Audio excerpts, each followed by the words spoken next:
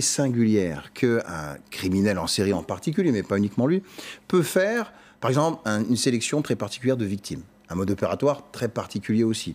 Une manière, finalement, dans le déclenchement du passage à l'acte, de réagir à certains stimuli par rapport à d'autres. Ce genre de composantes et de paramètres. Si on arrive vraiment à bien les cibler, les identifier, alors on peut faire un espèce de parallélisme, permettez-moi, entre le trauma. Imaginons qu'il ait vécu quelque chose dans son enfance de particulier lié à une sœur ou une petite amie, etc. Mais le scénario a des composantes particulières. Le profil de cette victime a une réaction et des gestuels ou donc des il a paroles un flash, il se rappelle. Oui, c'est-à-dire que dans cette mémoire traumatique, lorsque vient 5 ans, 10 ans, 15 ans après, des circonstances relativement similaires où peuvent réagir ces paramètres en question, alors le déclenchement intervient. Et donc, dans le profil des victimes, dans la minutie qu'on doit opérer dans les caractéristiques du mode opératoire, peuvent se jouer la fameuse signature qu'on peut remonter sur des suspects, en se disant, voilà, si on les a identifiés, quel type de suspect on peut rechercher qui aurait le même profil ou de signature psychocriminologique, vous voyez. Et pour les enquêteurs, c'est capital. Parce que, par exemple, pour le notamment caporal... pour relier des affaires. C'est-à-dire que si on peut rallier des affaires, si on essaie de les relier, de les rapprocher, il y a des éléments matériels, certes. Mais quand on n'en a pas, on peut essayer aussi d'y adjoindre des éléments de ce genre-là pour au moins faire une première sélection qu'on revérifiera après d'un point de vue matériel. Et là, il faut jouer les profilers, quoi. Et on sait, Tiffaine, qu'il y a des profilers dans la gendarmerie, dans la police. Hein. Oui, il y a un expert parmi les 6 personnes qui travaillent à temps plein sur l'agenda de Nordal-Lelandais sur ces dernières années. Et cette personne-là, voilà, travaille uniquement sur son comportement. C'est un expert du comportement.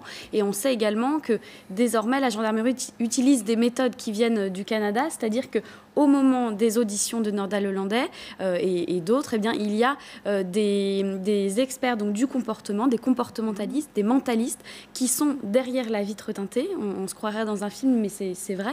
Et ils étudient la gestuelle, le langage non verbal, ainsi que le choix des mots. Pourquoi est-ce qu'ils choisissent ce mot plutôt qu'un autre? Et grâce à ça, on est quasi dans la psychanalyse, là. Non, pas dans la dans le psychanalyse. non-dit. Dans la science du comportement. Oui, c'est dans la science du comportement. On étudie la psychologie de cet homme-là.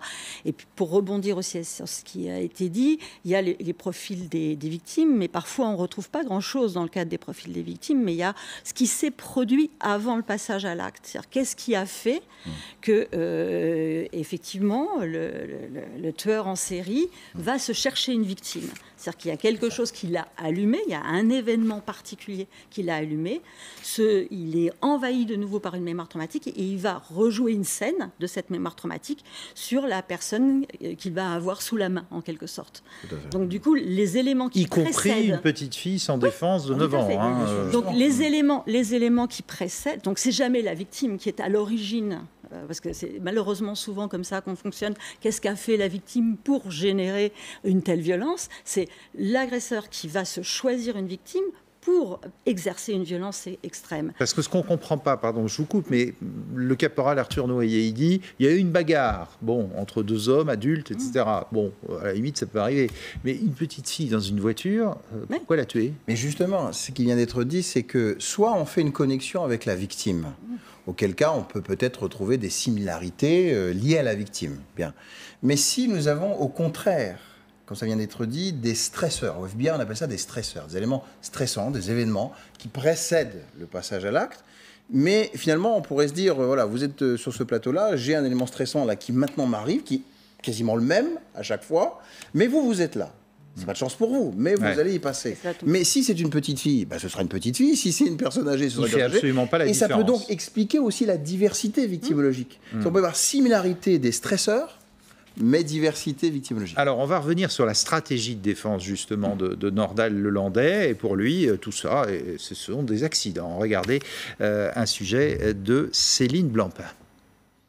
2 meurtres et une même ligne de défense, la mort accidentelle.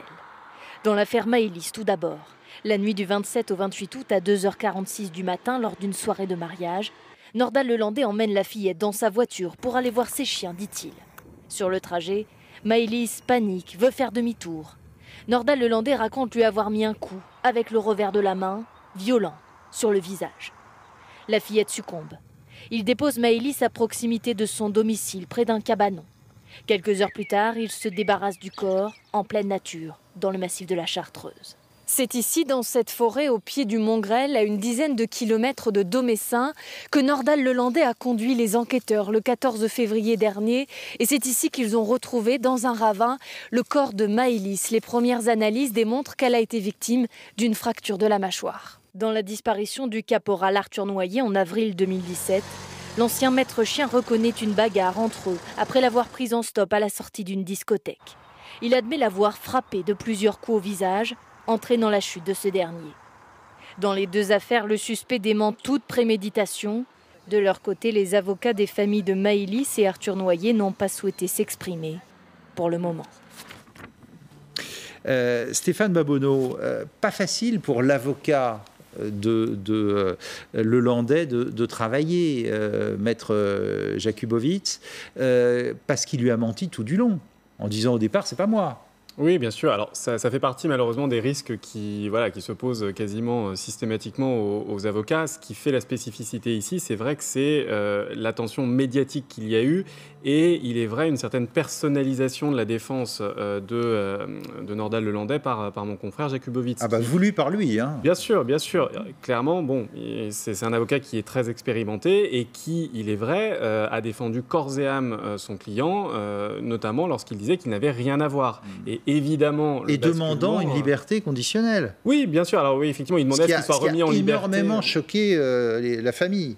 Alors après, ce qui est toujours le risque dans une défense pénale, surtout une défense pénale aussi sensible, c'est que l'avocat soit finalement identifié aux actes de son client. Ce que défendait Alain Jakubowicz, mon confrère, c'est évidemment pas l'acte qui était commis, c'est l'homme, ça reste l'homme. Et lorsque vous avez un client qui vous dit « je n'ai rien à voir avec cette affaire, ça n'est pas moi », eh bien, en tant qu'avocat, votre travail, c'est de soutenir justement cette version. Alors, vous la soutenez d'une certaine manière. Jusqu'au bout.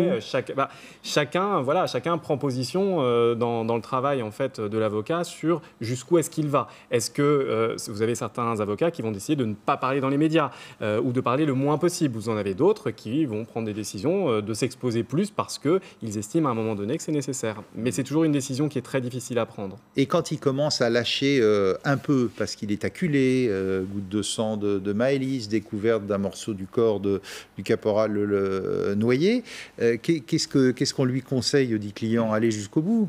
Alors, en réalité, ce qui est vrai, c'est que dans ce dossier, il y a eu véritablement, on va dire, Nordal-Lelandais n'a parlé que lorsqu'il était au pied du mur. Il n'y a pas eu des aveux spontanés, il y a eu des aveux qui, finalement, ont été réalisés lorsqu'il n'y avait plus d'autres échappatoires. Notamment, le plus spectaculaire, ça a été la découverte de ces micro-traces de sang dans son coffre. Il n'y avait plus aucune explication. Toutes les explications qu'il pouvait donner, il les a données auparavant, mais celle-ci, c'était plus possible. Donc, il y a eu effectivement ce revirement très spectaculaire qui a été fait.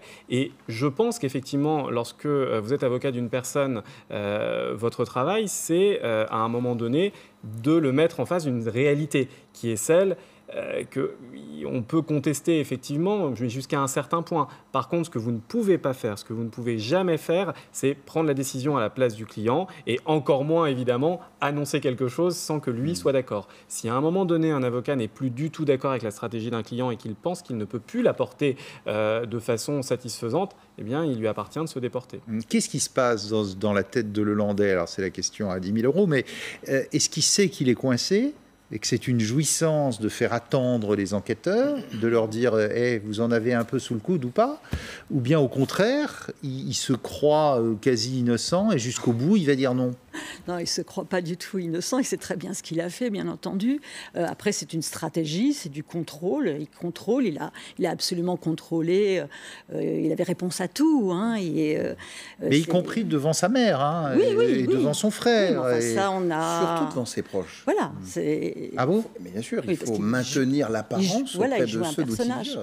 C'est les premiers qu'il trompera. Voilà, il joue un personnage, il le joue comme souvent ces personnes hyper violentes, extrêmement, qui ont une anesthésie émotionnelle très importante, ils peuvent jouer mais n'importe quel personnage sans aucun problème. Grand comédien. Oui, mais ça, c'est d'autant plus facile qu'ils n'ont pas d'émotions parasites grâce aux violences qu'ils ont exercées. Mais après, quand ce monde s'effondre, C'est-à-dire que tout ce qu'ils ont dit, c'est faux, y compris à leur mère. Ils trouvent une autre solution. Ils s'arrangent avec cette nouvelle réalité. Et puis là, il a du ressort. Hein.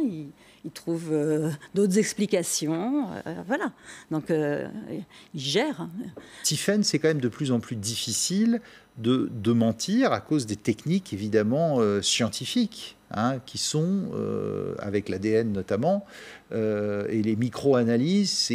On a l'habitude de dire un meurtre parfait, c'est quasi impossible aujourd'hui.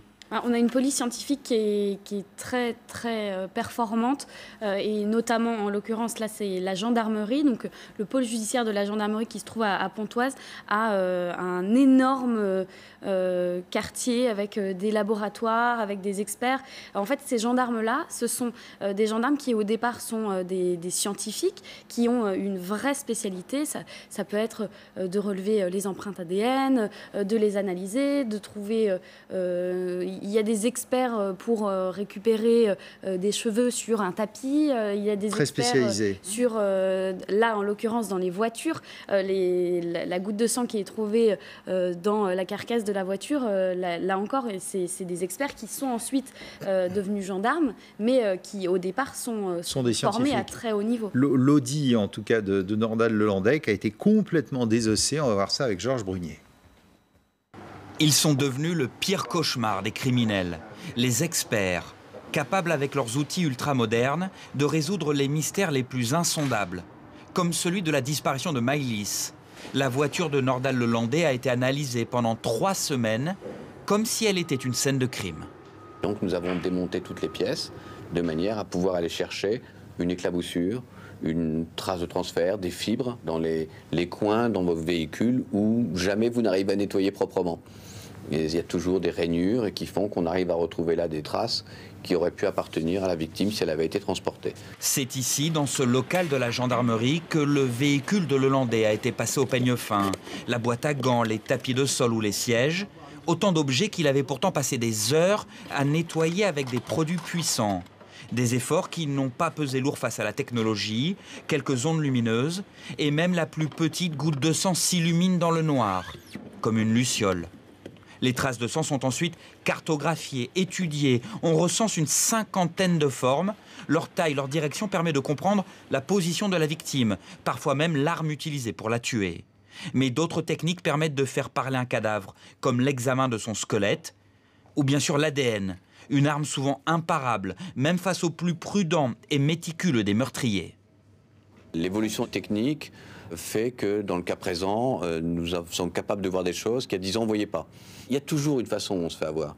Toujours. Maintenant, est-ce qu'on peut tomber dessus? Est-ce qu'on peut les retrouver? Voilà, les gens qui pensent commettre un crime parfait, à mon avis, commettent une erreur. Et il y en a beaucoup qui sont en prison pour y avoir pensé.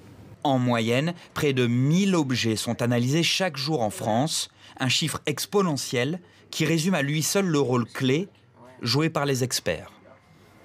Laurent Montet, le crime parfait, impossible aujourd'hui? Bien sûr, il existe.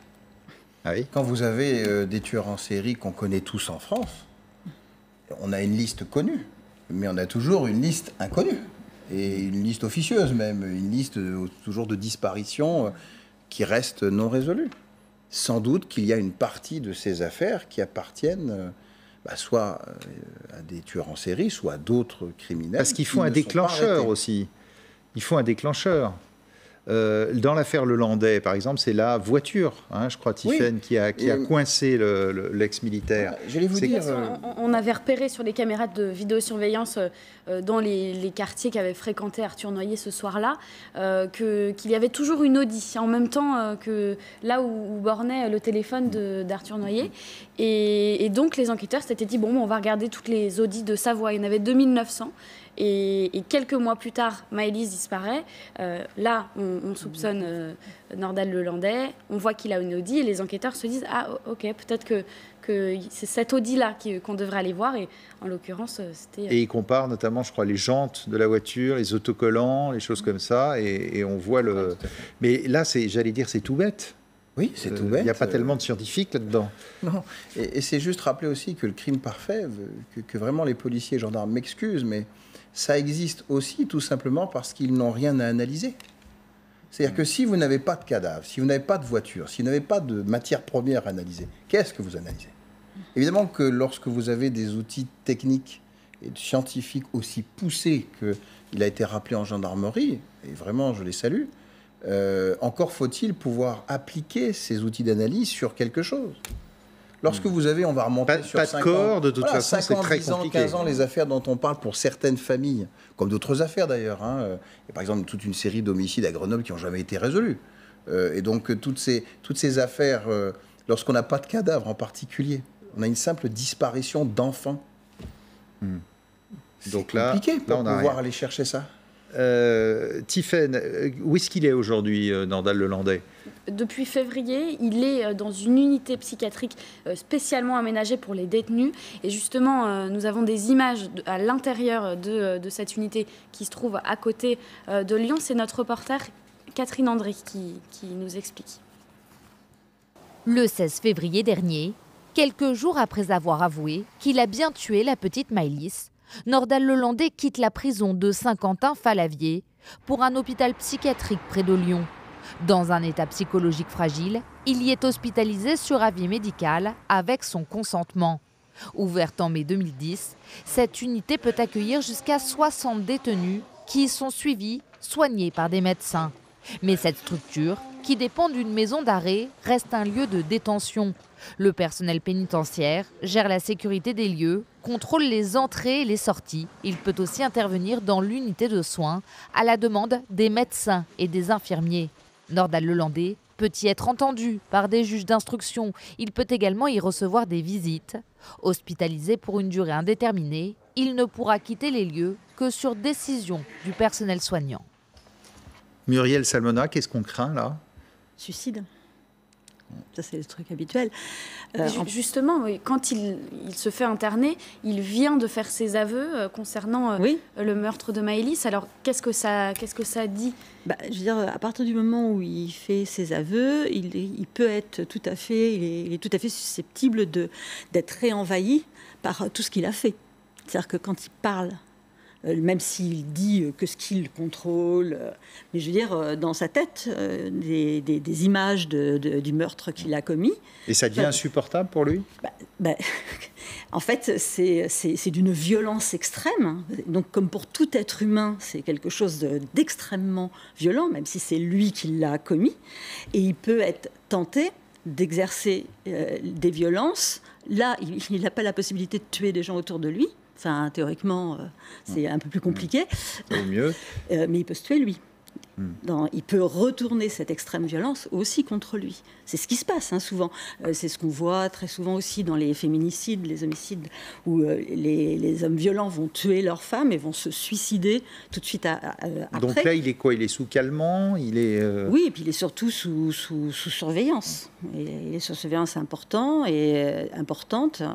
Après, bon, on ne sait pas, ça on ne peut pas savoir aussi, lui, qu'est-ce qu'il joue aussi par rapport à cette hospitalisation. Il peut jouer là-dessus.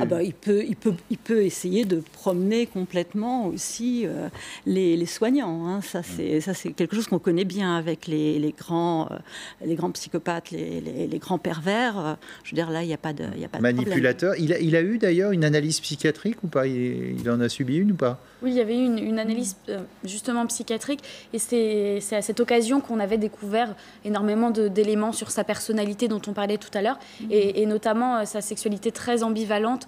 Il est autant attiré par les hommes que par les femmes. On croit savoir qu'il a fait des recherches pédopornographiques sur des sites pédopornographiques. Ça, c'est notamment un élément qui avait été révélé lors de son analyse psychiatrique et auquel les enquêteurs sont en train de travailler sur les... Mais ça veut dire aussi qu'il peut être détenu pendant des années, alors, dans un tel centre. Tant qu'ils vont estimer qu'il y a un risque possible de passage à l'acte, c'est possible, ça, oui, qu'il soit détenu.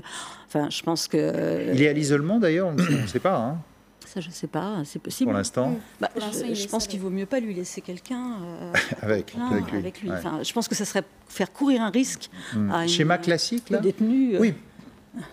Je dirais que pour moi, le risque de suicide est moindre que le risque d'agression ou d'hétéro-agression face à ce profil. Je m'entends. C'est-à-dire que si on a un profil organisé, si on a un profil de grand pervers psychopathe, si on a le profil de quelqu'un qui a su montrer à quel point il était ferme et froid devant les enquêteurs, manipulateur, trompeur, voilà. C'est quand même quelqu'un qui plutôt peut jouer avec les enquêteurs, qui peut jouer avec le personnel psychiatrique, avec toutes les personnes. Paraître même charmant, par exemple. Voilà, c'est pour le quotidien, j'allais dire presque. Bon. Et donc, de ce fait, l'interner ou le mettre à l'isolement, c'est plutôt une mesure de sécurité, en fait. Stéphane Babonneau, ça peut durer encore des années, non, l'enquête, là? Le procès, c'est quand? On ne sait pas trop. Oui, alors, on ne sait pas, effectivement. Pour l'instant, il est placé ce qu'on appelle sous mandat de dépôt, c'est-à-dire qu'il est placé en détention provisoire. C'est un mandat de dépôt qui est criminel, ça veut dire qu'il dure 12 mois. Lorsqu'il est mis en détention provisoire, le juge peut le laisser en détention jusqu'à 12 mois. Et au-delà des 12 mois, la prolongation dépend d'un débat devant un juge spécialisé qui s'appelle le juge des libertés et de la détention, qui va décider si on peut prolonger la détention. Attendez, il ne va pas ressortir demain quand même. Non, mais de toute façon, tant que l'enquête n'est pas terminée, on peut effectivement prolonger comme ça un certain temps la détention provisoire. En tout cas, le premier mandat de dépôt, c'est 12 mois d'entrée de jeu quand on est sur un mandat de dépôt dit criminel, c'est-à-dire pour une personne suspectée d'avoir commis un crime. Donc, pour l'instant, c'est 12 mois. Ça peut être prolongé de 12 mois supplémentaires. Et au-delà de ça, il y a des types de prolongations qui sont encore possibles, mais qui sont de plus en plus contrôlées, puisque pour l'instant, ne l'oublions pas, même s'il a reconnu ce qu'il a reconnu, il est présumé innocent. Mais un procès d'assises, on peut voir ça dans combien de temps? Alors, un procès d'assises, là aussi, c'est quelque chose qui est nécessairement limité, puisque on ne peut pas garder en détention indéfiniment quelqu'un qui n'a pas été, qui n'est pas condamné définitivement, mais comme c'est parti, ça peut prendre 2 ans, 3 ans sans problème. Si on compte déjà les 24 mois de la détention provisoire, on va dire classique dans un dossier criminel, on est déjà sur au moins 24 mois, plus potentiellement 12, 24 mois supplémentaires. Ça peut être dans 2-3 ans sans problème. Sans compter que s'il y a d'autres affaires qui apparaissent, on a vu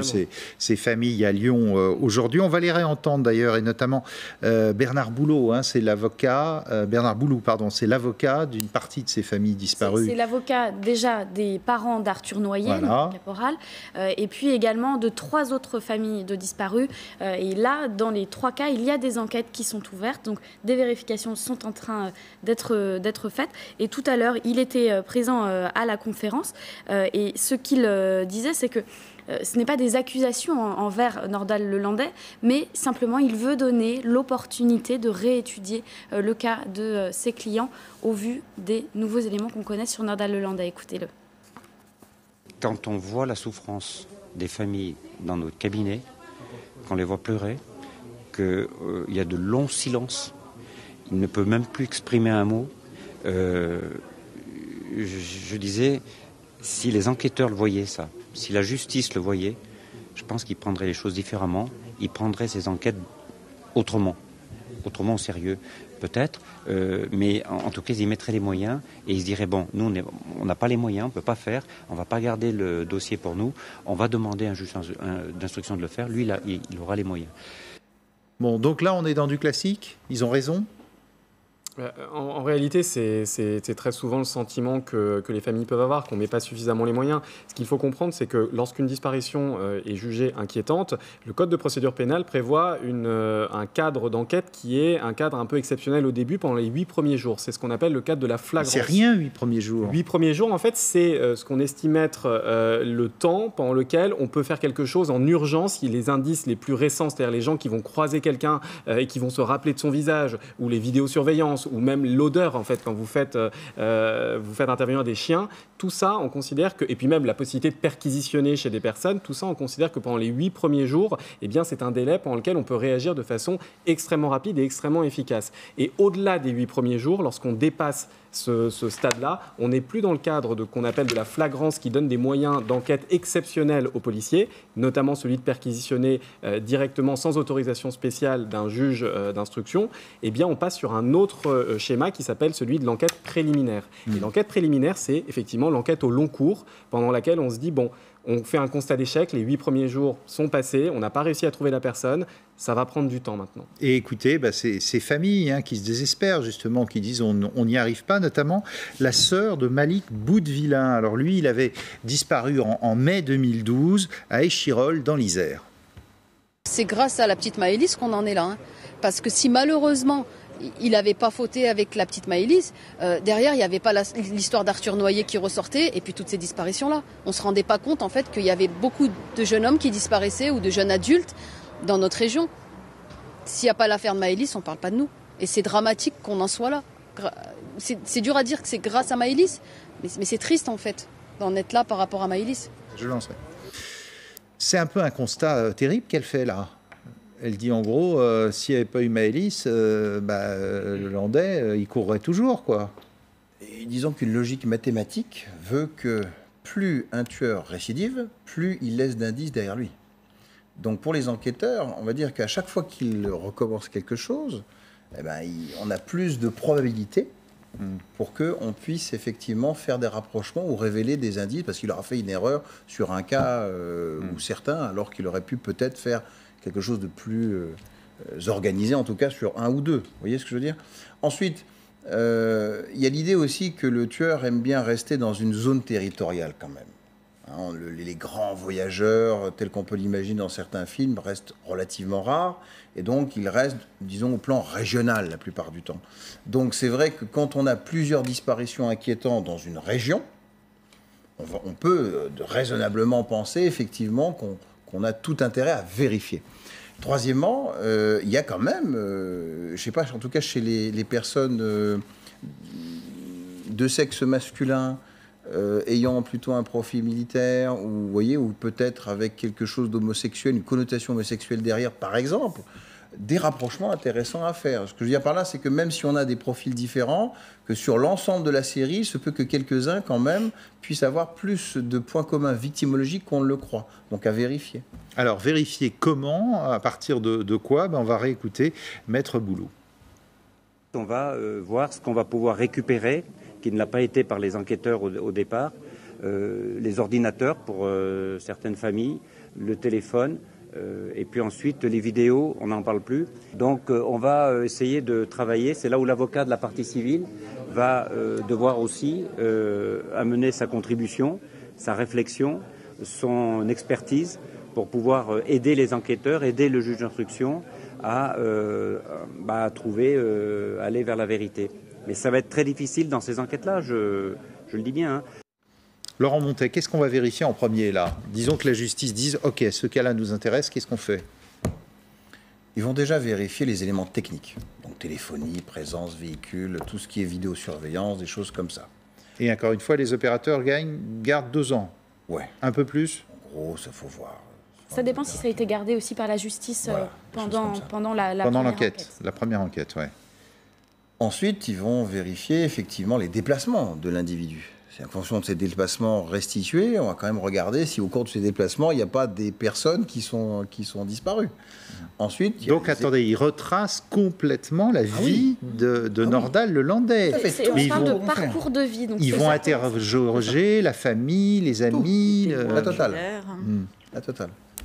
Ensuite, il y a les éléments d'enquête en se disant, voilà, il semble bien qu'il y ait quand même certains stresseurs dont on parlait, certains rapprochements victimologiques, certains intérêts qu'il peut avoir, par exemple, dans des contextes. On a évoqué le contexte du mariage. Y a-t-il d'autres contextes? Par exemple, le contexte fête techno, festif donc. Le point commun, c'est la fête. Vous voyez, des choses comme ça. On va essayer de faire quelques rapprochements aussi de ce genre-là, du contexte. N'oubliez pas qu'il était dealer aussi. Oui, hein. Il n'a jamais avoué. Un autre élément important. Il venait au mariage de la petite Maëlys parce qu'il vendait de la cocaïne. Si, par exemple, on arrivait à dire que parmi les stresseurs, il y a la consommation de drogue peu de temps avant les passages à l'acte. Alors, peut-être peut-on voir à quel moment et en quel lieu il a pu se procurer de la drogue auparavant ou peu de temps avant, auquel cas on vérifie effectivement dans cet élément de composition toxicomaniaque s'il n'y a pas quelque chose qui pourrait faire lien également. Tout est passé au crible de toute façon. Les caméras de surveillance, les empreintes carte bancaire, tout. Ouais. Moi, je par exemple l'affaire de Pierre Chanal en son temps, les disparus de Mourmelon. on avait vraiment un travail magnifique qui avait été fait, je trouve, par les gendarmes. On avait un parcours, mais vraiment fléché, qui passait par les cartes de crédit, mais qui passait aussi par son kilométrage de véhicule, qui passait par parfois les pneus de sa véhicule, comment il les avait changés ou pas changés, le fait qu'il utilisait des endroits pour laver son véhicule ou pas laver son véhicule, au moment où on le voyait au voisinage, rentrer chez lui ou pas chez lui. Parfois même, il utilisait des permissions, donc quand il fait les permissions, donc il est normalement à un endroit, mais où est-ce qu'il l'est alors lorsqu'il l'a pas? Vous voyez, tout est vraiment avec des schémas extrêmement précis, passés au crible de la chronologie de ce qu'il fait. Et en passant au crible, Tiphaine, on sait qu'il a été admis en hôpital psychiatrique avant, il y a bien des années avant. Oui. Et d'où cette fameuse affaire de cold case qui ressort de cette jeune femme, Lucie Roux. Lucie Roux, oui, qui, elle a disparu à l'âge de 43 ans à Bassins, en Savoie. Elle était dans un hôpital psychiatrique. Alors, elle n'était pas enfermée dans l'hôpital. C'est un hôpital de jour, donc elle s'y rendait. Et on sait qu'elle y déjeunait tous les lundis. Et il y a un témoignage, quelqu'un qui a appelé l'avocat des proches de Lucie Roux et qui lui a dit « Moi, je connais quelqu'un qui était dans l'hôpital à l'époque et qui les a vus, Lucie Roux et Nordal Lelandais, déjeuner ensemble à plusieurs reprises. Il semble qu'ils se connaissent. » Eh bien, on va voir ça en image avec Yael Chambon. Chaque année, Olga Roux vient se recueillir devant cette maison. C'est là que vivait sa fille, Lucie, jusqu'à sa disparition. Régulièrement, en tout cas 2 fois par an, pour son anniversaire et pour l'anniversaire de sa disparition. Et je décore la porte d'entrée. Lucie Roux disparaît le 16 septembre 2012. À l'époque, elle est prise en charge à l'hôpital psychiatrique de Bassins pour des troubles de phobie sociale, mais vit à l'extérieur de l'établissement, dans cette maison avec 3 colocataires. Un après-midi, Lucie décide de partir sans son téléphone portable et sa carte bleue, et surtout elle refuse d'indiquer à ses colocataires où elle se rend. Elle est partie avec un baluchon, elle a laissé tous ses papiers, elle n'avait pas de raison de disparaître, elle était en forme. Sa disparition a surpris beaucoup de monde. Une disparition surprenante et mystérieuse. Depuis 5 ans, Lucie Roux n'a jamais été retrouvée. En décembre dernier, un témoignage va relancer cette affaire. Une proche de Lucie Roux envoie une lettre à l'avocat de la famille. Elle y explique qu'une de leurs amies en commun affirme avoir côtoyé Nordal Lelandais dans ce même hôpital psychiatrique juste avant la disparition de Lucie.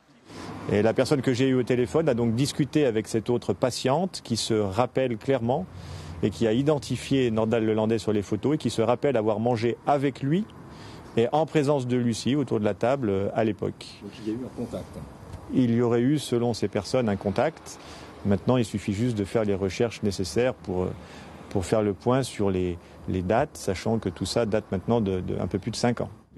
Dès janvier dernier, le procureur de la République de Chambéry avait saisi la section de recherche suite aux aveux de Nordal Lelandais dans l'affaire Maëlys. Vous allez montrer, Madame Roux, où se trouve la chambre de Lucie, d'accord?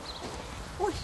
Dans ce dossier déjà classé sans suite à 2 reprises, l'avocat de la famille veut rester très prudent. Mais il demande à la justice d'interroger l'ami de Lucie Roux, qui aurait déjeuné avec Nordal Lelandais, et aussi d'effectuer des investigations techniques et scientifiques dans la maison, où plus personne ne vit depuis le début de l'affaire. Nous, l'objectif, c'est de faire vivre le dossier, donc d'étudier toutes les pistes possibles et potentielles. Et parmi ces pistes, il y a évidemment des possibilités qu'un drame se soit passé dans la maison.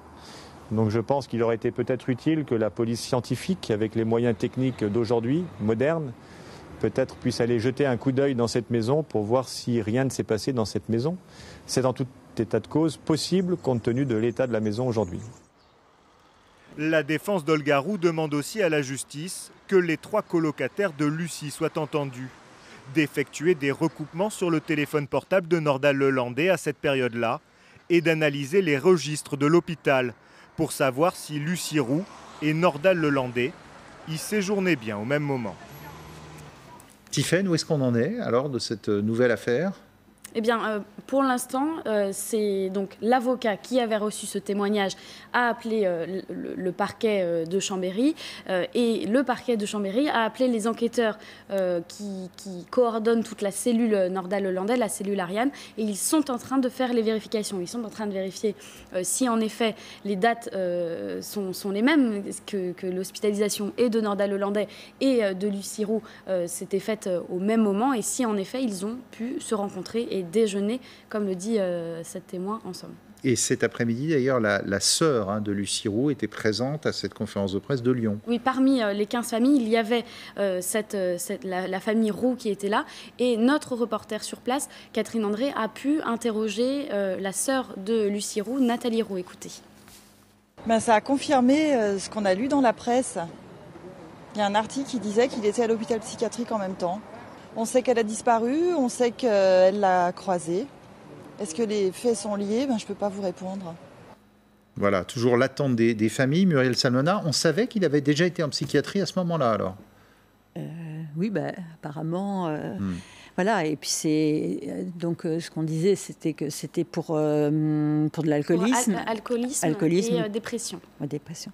Alors, ça rentre complètement dans le cadre de tout le profil dont on a parlé, avec des troubles psychotraumatiques et des violences, de l'alcoolisme, de la toxicomanie, qui, que ce soit les violences, l'alcoolisme, la toxicomanie, servent à déconnecter, dissocier, anesthésier émotionnellement par rapport à des troubles psychotraumatiques et une mémoire traumatique très importante. Donc on rentre dans ce cadre-là. Mais ça veut dire qu'on est aussi psychologiquement dans une impasse, qu'on n'arrive pas à s'en sortir, à réussir sa vie, à bâtir, à faire quelque chose. Ce qu'il faut savoir, c'est que au point de départ, on n'est jamais responsable des violences qu'on a subies enfant, par exemple. On n'est jamais responsable des troubles psychotraumatiques que l'on développe, une mémoire traumatique. Mais on est parfaitement responsable de la façon dont on va gérer ces troubles psychotraumatiques si on les gère de façon à porter atteinte à l'intégrité d'autrui. C'est-à-dire une des façons de gérer d'un petit pourcentage de personnes qui ont des troubles psychotraumatiques, ça va être d'exercer des violences contre autrui pour se dissocier et s'anesthésier. Il y a plein de gens qui ont des troubles psychotraumatiques qui vont être alcooliques ou toxicomanes, mais qui ne seront jamais violents avec autrui. C'est autre chose, c'est un autre choix qui est fait et qui est extrêmement, malheureusement, extrêmement efficace pour s'anesthésier et pour se débarrasser, pour se déconnecter d'une mémoire traumatique envahissante. Oui, on peut résumer ça peut-être en disant aussi frustration-compensation. C'est-à-dire à partir du moment où vous êtes frustré par un traumatisme, je simplifie, et que vous le compensez. Par exemple, j'ai souffert quand j'étais victime, quand j'étais enfant, etc. Et en commettant un acte homicide majeur, vous devenez fort, vous devenez puissant, vous devenez le décideur de ce que vous faites.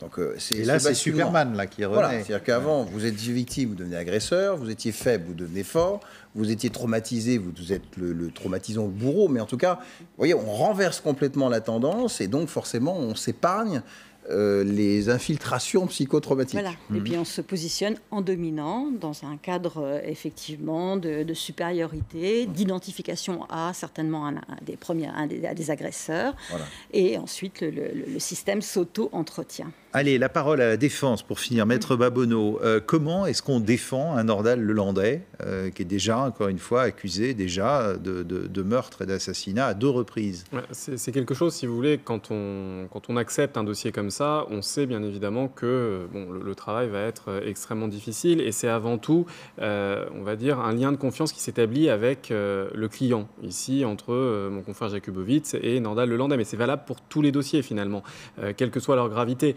Et ce qui est essentiel, c'est d'être d'accord sur une stratégie de défense. C'est-à-dire que vous ne pouvez pas imposer à un client une stratégie. Lui-même ne peut pas vous imposer une stratégie si vous pensez que vous ne serez pas le meilleur pour la porter. Et après, derrière, c'est un travail d'explication. C'est-à-dire que tout le monde a le droit à une défense. quand quelqu'un est coupable, eh bien, la question qui va se poser, c'est pourquoi est-ce qu'il en est arrivé là? Comment est-ce que les choses se sont passées? Nordal Lelandais, ça n'est pas un monstre, c'est un humain qui est effectivement soumis à des passions. Donc circonstances atténuantes en quelque sorte? Non, pas du tout. Je ne parle pas de circonstances atténuantes. En réalité, je dis juste que c'est quelqu'un qui va avoir droit de s'exprimer, qui va avoir droit d'être jugé, puisqu'il sera jugé vraisemblablement par une cour d'assises, donc par des jurés populaires. Donc quand on décide de faire un certain chemin avec une personne comme ça, eh bien, encore une fois... Mais qu'est-ce qu'on lui conseille? Une stratégie de défense pas évident, là, quand même. Si, en fait, il y a toujours quelque chose à dire. C'est-à-dire que la défense a toujours quelque chose à dire. Elle n'est jamais complètement silencieuse. C'est bien pour ça que je vous dis, en réalité, il faut être d'accord avec son client sur ce qu'on va dire. Et finalement, dans les dossiers, le plus difficile, et d'ailleurs, on avait un exemple avec mon confrère Franck Berton, lorsqu'il était question qu'il défende Abdeslam, il disait, moi, je ne peux pas le défendre s'il ne parle pas.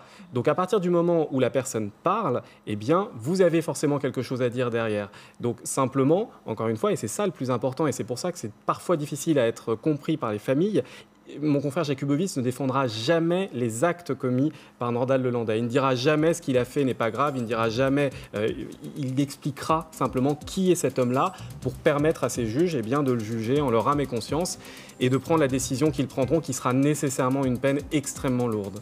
Merci à vous tous d'être venus en parler sur LCI, et tout de suite d'autres infos.